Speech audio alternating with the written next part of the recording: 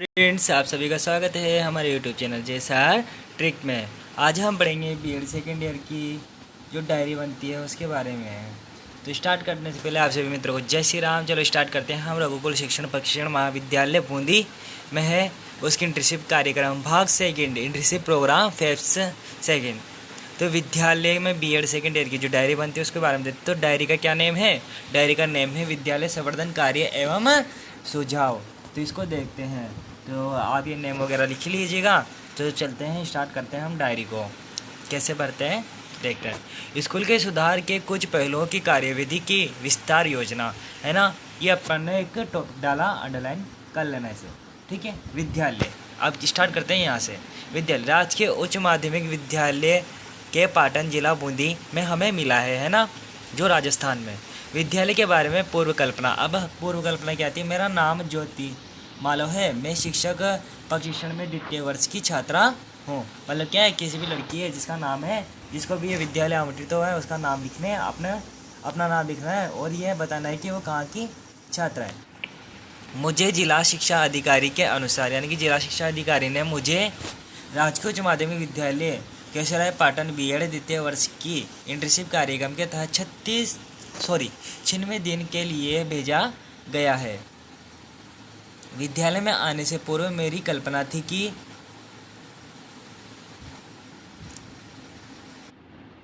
जिस विद्यालय में मुझे इंटर्नशिप मिली है वह कैसा होगा, वहाँ कैसे प्रधानाध्यापक होंगे तथा विद्यालय में कैसे आना जाना होगा, वहाँ कैसा व्यवहार किया जाएगा। विद्यालय की वर्तमान स्थिति। अब विद्यालय की वर्तमान जो स्थिति है वह किस प्रकार की है। मैं 27 मार्च 2022 को इंटर्नशिप के लिए प्रथम दिन प्रातः 7:30 बजे विद्यालय में उपस्थित हुई। विद्यालय का भवन पक्का था जो पाटन के बस स्टैंड से थोड़ी ही दूरी पर स्थित है। मैं जब विद्यालय गई तब कोविड-19 की वजह से मुझे कैंप विद्यालय आना पड़ा। मतलब क्या है, मुझे मास्क वगैरह लगाकर आना पड़ा और कम विद्यालय में आना पड़ा। लेकिन सरकार के निर्देशानुसार अब सभी बच्चे पूर्ण रूप से विद्यालय में आने लग गए थे। विद्यालय सभा का आयोजन कार्यक्रम 30 मिनट तक चला था। अब विद्यालय में जो सभा हुई थी ना, उसका कार्यक्रम कितने मिनट तक चला? 30 मिनट तक चला, जिसमें प्रार्थना सभा का आयोजन सरस्वती वंदना से आरंभ हुआ तथा राष्ट्रीय गीत, प्रतिज्ञा व राष्ट्रीय गान के साथ समाप्त हुआ। उसके पश्चात विद्यालय की प्रधानाध्यापक श्रीमती राजेश शर्मा ने मेरी उपस्थिति को प्रमाणित किया। इसके पश्चात मुझे कक्षा 6 में प्रथम कालांश में हिंदी विषय को पढ़ाने के लिए भेजा गया और कक्षा 6 में उपस्थिति थी। मैं क्या थी? कक्षा 6 में उपस्थित थी, ठीक है। आगे चलते हैं।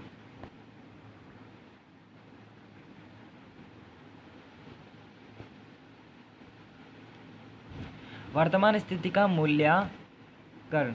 अब वर्तमान स्थिति क्या है स्कूल की, उसका मूल्यांकन करते थे। विद्यालय में विद्यालय भवन साफ सुथरा एवं आधुनिक शिक्षक संसाधनों से परिपूर्ण है।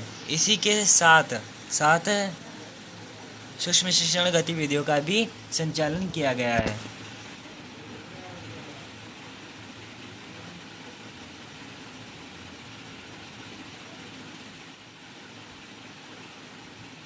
विद्यालय में कक्षाओं में व्यवस्था का कारण है विद्यालय में पर्याप्त संख्या में अध्यापक है तथा वे सभी समय समय पर विद्यालय में आते हैं तथा अपनी अपनी कक्षाओं में विषय का अध्ययन कराते हैं। वर्तमान स्थिति की प्रशासनिक कार्य। अब जो वर्तमान स्थिति है उसके प्रशासनिक कार्य देखते हैं। तो प्रार्थना, विद्यार्थी उपस्थिति, मिड डे मील रिपोर्ट, नियमित शिक्षण कार्य इत्यादि किए जाते हैं। विद्यालय संवर्धन कार्य योजना एवं सुझाव। तो विद्यालय संवर्धन जिसका अर्थ है हम विकास से ले सकते हैं। विद्यालय के विकास के लिए किए जाने वाले कार्य ही विद्यालय संवर्धन के कार्य होते हैं। विद्यालय के विकास के लिए विद्यालय का भी विकास होना आवश्यक है।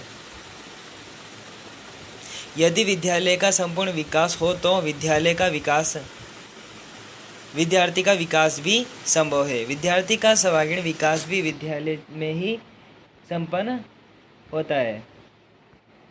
विद्यालय में जो शिक्षा दी जाती है वह विद्यार्थियों में अनेक गुण जैसे कि नैतिक, सामाजिक, शारीरिक, मानसिक, चारित्रिक तथा मानसिक स्वास्थ्य का निर्माण करती है तथा एक अच्छे नागरिक का निर्माण विद्यालय में भी ही होता है। विद्यालय व्यवस्था में कमियां एवं सुधारात्मक सुझाव। अनियमित विद्यार्थी उपस्थिति। कमी। विद्यालय में विद्यार्थियों की संख्या में कमी पाई जाती है जिससे उनकी उपस्थिति अनियमित रहती है, मतलब क्या एब्सेंट रहती है उनकी, है ना। आगे चलते हैं। उपस्थिति विद्यालय के शिक्षण हेतु शिक्षकों को अधिक मेहनत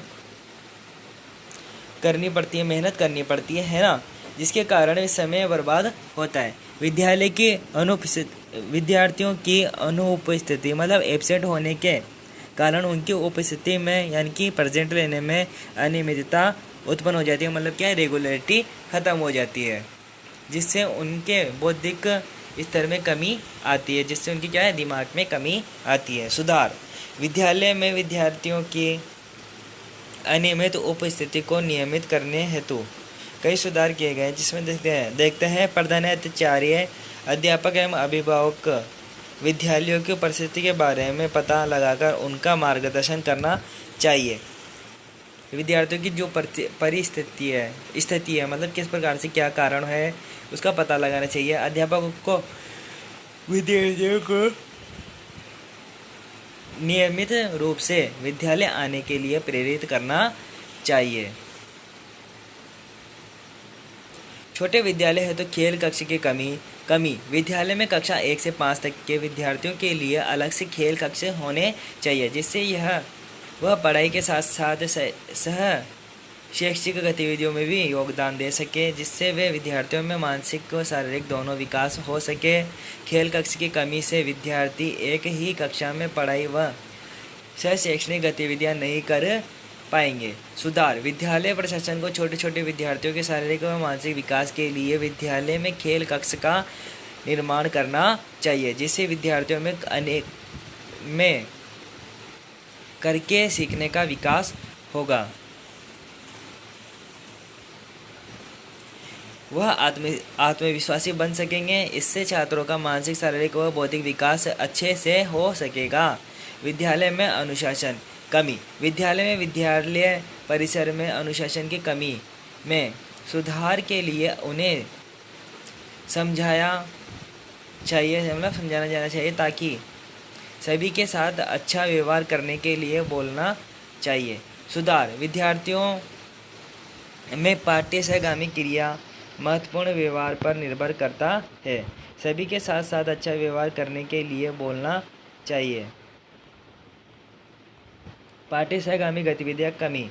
विद्यालय शिक्षा में पाठ्य सहगामी क्रियाएं महत्वपूर्ण स्थान रखती है। बालक के विकास में शिक्षा के स्थान में पाठ्य सहगामी गतिविधियां भी उपयोग में लानी चाहिए, क्योंकि इन गतिविधियों को उपयोग में लाना चाहिए क्योंकि इन गतिविधियों के आयोजन से बालक विद्यालय व शिक्षा से जुड़े रहते हैं। विद्यालय में पाठ्य सहगामी क्रियाओं का आयोजन करना बहुत ही आवश्यक है। सुधार। विद्यालय में पाठ्य सहगामी क्रियाओं का आयोजन अच्छी प्रकार से योजनानुसार किया जाता है, लेकिन कम छात्रों में किया जाता है। विद्यालय में समय समय पर कम मात्रा में खेल कूद प्रतियोगिता। विद्यार्थियों में विद्यालय परिसर में अनुशासन की कमी। विद्यालय कक्षा में भी अध्यापकों से अनुशासनहीन व्यवहार करते हैं। विद्यार्थी कक्षा में भी अध्यापकों से अनुशासनहीन व्यवहार करते हैं, ताकि विद्यालय में कुछ विद्यार्थी बहुत ही प्रश्नहीन है, उनकी कक्षा में उपस्थिति भी कम रहती है। सुधार। विद्यार्थियों शिक्षा में पाठ्य सहगामी क्रियाएं महत्वपूर्ण स्थान रखती है। बालक के विकास में शिक्षा के स्थान में पाठ्य सहगामी गतिविधियां भी उपयोग में लानी चाहिए, क्योंकि इन गतिविधियों के आयोजन से बालक विद्यालय व शिक्षा से जुड़े रहते हैं। सुधार। विद्यालय में पाठ्य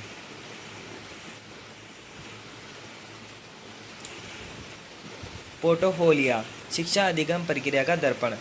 अवधारणा। शिक्षा का व्यापक उद्देश्य विद्यार्थियों को जीवन जीने की कला सिखाना है। शिक्षक वह स्वयं को स्वस्थ रखने के साथ साथ अपने चारों ओर के पर्यावरण को भी संतुलित रख सकता है, सुरक्षित कर सके।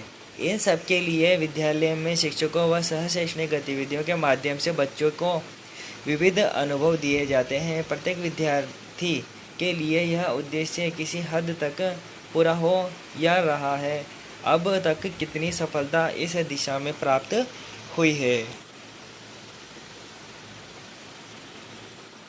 इससे विभिन्न घटकों तथा अभिभावकों को शिक्षक, विधियाँ, नीति निर्धारक इत्यादि की क्या भूमिका रही है, यह सब कुछ बताने वाला विद्यालय स्तर का महत्व दस्तावेज पोर्टफोलियो है। यह एक फाइल के रूप में होता है। पोर्टफोलियो क्या है? बच्चों की सीखने की प्रक्रिया के दौरान जब आंकलन साथ साथ चल रहा है, तब शिक्षकों के पास विद्यालय से संबंधित कई सूचनाएं जुट जाती हैं। इसके अतिरिक्त बच्चों द्वारा किए गए कार्य का संग्रहण, रोजमर्रा का काम अथवा उनके द्वारा किए गए कार्यों के नमूने हो सकते हैं। किसी भी विद्यार्थी से संबंधित यह दिनांक सहित एक एकत्रित संगति उसका जीवन व्रत व शिक्षकों द्वारा बच्चे भी व्यवहारगत परिवर्तन हेतु अपनाए गए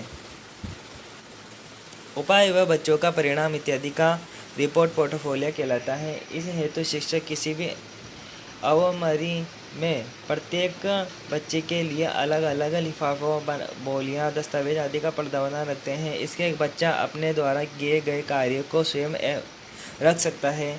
दीवार पर भी अखबार लगाकर प्रत्येक से संबंधित थैलियाँ लगाई जा सकती हैं। प्रत्येक प्रकार का रिकॉर्ड अथवा पोर्टफोलियो शिक्षक को बच्चों के कार्यों के बारे में आकलन हेतु निम्नलिखित कई प्रकार के उपयोग सिद्ध होता है, क्योंकि यह बच्चों के ज्ञानात्मक कौशल संबंधित व उनके अभिवृद्धि का परिणाम होता है। प्रमाण होता है, जैसे पूर्ण सत्र अथवा वर्ष में बच्चों की विकास की गति का दर्शाया जाता है। बच्चों को स्वयं के कार्यों के बारे में स्व-आकलन कर भविष्य में सुधारना शिक्षकों, विद्यार्थियों व अभिभावकों एवं शिक्षक पेशेवर व्यक्तियों के बच्चों की उपलब्धियों, प्रगति व संवर्धन के संवर्धन में संप्रेषण करता है। शिक्षक, विद्यार्थी व अभिभावकों के मध्य बच्चों की प्रगति को साझा करना, बच्चों के दृष्टिकोण, अभिवृत्ति, रुचि, सत्य, सीखने के तत्व, प्रबलताओं व कमजोरियों, क्रिया कौशल की जांच की जाती है। अवलोकन, टिप्पणी, प्रयोजन की टिप्पणी, फील्ड रिपोर्ट, सर्वे, साक्षात्कार, प्रभावशाली रिपोर्ट, चित्र, तालिका, ग्राफ आदि। प्रतिक्रिया टिप्पणी, स्व-आकलन टिप्पणी, परियोजना प्रतिवेदन।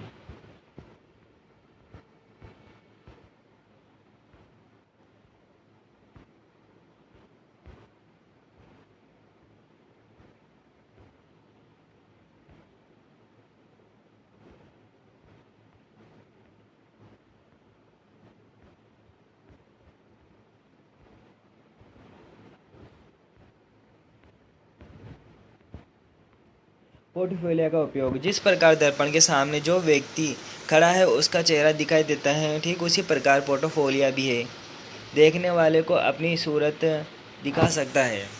बच्चों के लिए उपयोगी। पोर्टफोलियो बच्चों को स्व आकलन के लिए पर्याप्त अवसर देता है। यह अपने अधिगम में अब तक की प्रगति को दर्शाता है। बच्चे इसकी देखकर यह बता सकते हैं कि हमने अभी तक क्या सीखा है, क्या नहीं सीखा, मुझे क्या नहीं आता, किस विषय में मैंने क्या सीखा, मेरी सहभागिता कक्षा में अन्य विद्यार्थियों की तुलना में कितनी सही है। शिक्षकों के लिए उपयोग। शिक्षकों को यह अपने प्रयासों का प्रतिशत बताना है, जिससे वह आगे की योजना के लिए दिशा निर्देश भी प्रदान कर सके। जैसे कक्षा 3 के विद्यार्थियों द्वारा बिना हासिल की जोड़ पर कार्य करना चाहिए। यदि कक्षा के अधिकांश बच्चे जोड़ नहीं कर पा रहे हैं तो उनके लिए शिक्षकों को विशेष योजना बनाने की आवश्यकता है। इसमें शिक्षक विशेष दिशा निर्देश देता है। प्रशासकों के लिए उपयोगी। प्रशासकों को पोर्टफोलियो अपनी नीतियों की समीक्षा करने का मार्गदर्शन भी देता है। एक नियमित पोर्टफोलियो को देखकर प्रशासन आसानी से पता लगा सकता है कि कक्षा में अब तक किस प्रकार का कार्य बच्चों के साथ हुआ है, इससे बच्चों को किस प्रकार के अनुभव बच्चों के साथ हुआ है, शिक्षक इन अनुभवों को देने में कहाँ तक सफल हो पा रहे हैं, शिक्षकों को और किस क्षेत्र में सफल होना चाहिए, कक्षा की गतिविधियाँ किस हद तक पाठ्यक्रम के साथ साथ न्याय कर पा रहे हैं। अभिभावकों के लिए उपयोग। शिक्षा का अधिकांश अधिनियम 2009 सिखाने से अपेक्षा करता है कि बच्चों की शैक्षिक प्रगति को नियमित दर्जा दिया जा सके व इसे बच्चों के अभिभावकों के साथ साथ समय पर साझा किया जाए। इस दिशा में पोर्टफोलियो एक सशक्त साधन का काम करता है। इसे दिखाकर अभिभावकों को यह बताया जा सकता है कि विद्यालय में अनेक बच्चे हैं कितना शिक्षा प्राप्त करते हैं। निष्कर्ष पोर्टफोलियो की समझ भावी शिक्षकों में भी हो सकती है, जिससे प्रशिक्षणार्थी द्वारा पाठ्य योजना तैयार की जाती है और उनका रिकॉर्ड रखते हैं। इससे भावी शिक्षक विद्यालय में जाकर उनका उपयोग अपनी शिक्षण प्रक्रिया को बेहतर बताते हुए गुणात्मक शिक्षा दे सकते हैं, साथ ही शिक्षा के स्तर में बेहतर व नवीन बना सकते हैं। विद्यालय के अनुसार पोर्टफोलियो के माध्यम में उनमें रुचि, आत्मविश्वास व ज्ञान का विकास हो सकेगा। योजना एवं आकलन की संरचना प्रस्तावना। शिक्षण अधिगम के अंतर्गत यह शिक्षण व आकलन योजना डायरी होती है। इस योजना में डायरी में शिक्षण कक्ष में जाने से पूर्व सीखने सिखाने के तौर तरीके का नियोजन विद्यार्थियों को कैद में रखकर करता है। इस योजना का निर्माण बेसलाइन आधार रेखा आकलन के आधार पर समूह आधारित किया जा सकता है। अध्यापक योजना डायरी में शिक्षण योजना हेतु तो बच्चों की बेसलाइन पाठ्यक्रम विभाजन क्षमता अनुभव अधिगम सूचना क्षेत्र व आकलन का सूचकों को ध्यान में रखकर करना चाहिए। तो धन्यवाद दोस्तों, वीडियो को अंत तक देखने के लिए। यदि आपको पीडीएफ चाहिए तो हमें इंस्टाग्राम पर मैसेज कर दीजिए, आपको पीडीएफ वहाँ पर मिल जाएगी। तो और धन्यवाद दोस्तों, वीडियो को अंत तक देखने के लिए। जय श्री राम।